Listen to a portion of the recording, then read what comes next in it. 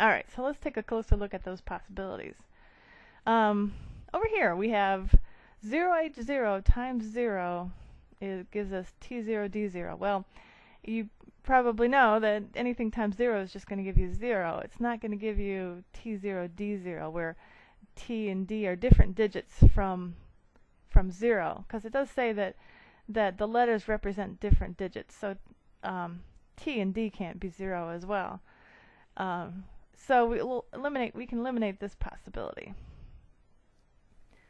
All right, 1h1. Any number times 1 is going to give you that same number. So if we take 1h1 times 1, we're going to get 1h1. We're not going to get t1 d1. So t could be 0, but then d would have to be the same as h. It would have so that really doesn't do it for us either. So we'll get rid of that possibility. All right, so now we're down to 2 more. Okay, so if we take 5h5 times 5, we would take 5 times 5, we get 25, we'd put the 5 down, that satisfies it, and we'd carry a 2. All right, and then we'd take 5 times h, and we'd add 2 to it. And we put the units digit down, and then we would carry if there was a carry. But you can see that, I'll just put a little number symbol here. So we don't really know what the carry would be, because we don't know what h is. But if we took 5 times 5 and added some number to it, whatever we carried, 5 times 5 is 25, and if we added something to it, then we wouldn't get something ending in 5, right? Because we would take 5 times 5 plus that number, we put the units digit here and the tens digit here.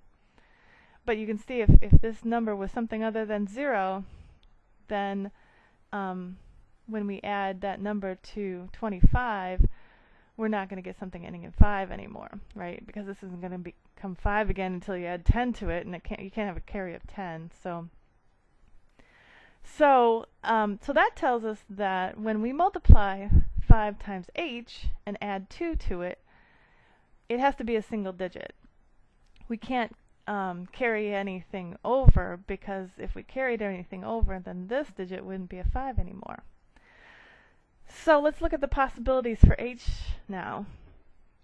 So if we said h was 1, well, I suppose we could start first of all with h is 0, because h could be 0, right?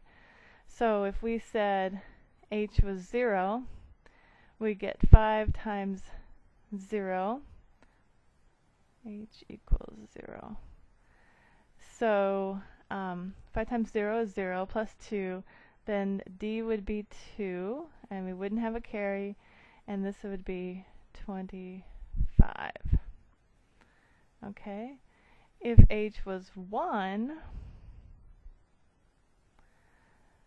then we get 5 times 5 is 25, 5 times 0 plus, 5 times 1 plus 2 would be 7, and so we put the 7 down. I'll just put or 7, and then we carry nothing, and we get 25. So it looks like 0 or 1 would work. All right, we could do the same thing here. What if h is 0? Oops, equals 0. So then we would get 6 times 6 is 36. We carry the 3. H times 0 would be 0 plus 3, so d would be 3. And then 6 times 6 is 36. Okay, so we get 3, 6, 3, 6. Problem there, though, is that we have a 3 for d and a 3 for t. So, but it says they have to be different digits. So really 0 doesn't work, because t and d wouldn't be different digits at that, if h were 0. And really the same way over here, if h were 0, then D would be 2, and we'd have a 2 and a 2. We have a 2 for D and a 2 for D and a 2 for T, and they wouldn't, T and D wouldn't be different digits. So really H equals 0 is not going to work, is it? And it's not going to work here either in order to get different digits. So let's take H equals 1, and if H equals 1, we get 6 times 6 is 36, carry the 3. 6 times 1 plus 3 would be 9, so then D would be 9. And then 6 times 6 is 36, so we would get 3, 6, 9, 6. And then we have T and D. T and D would be different digits.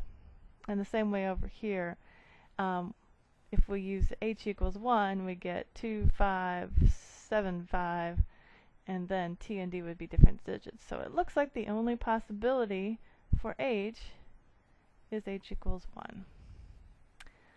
So there you go.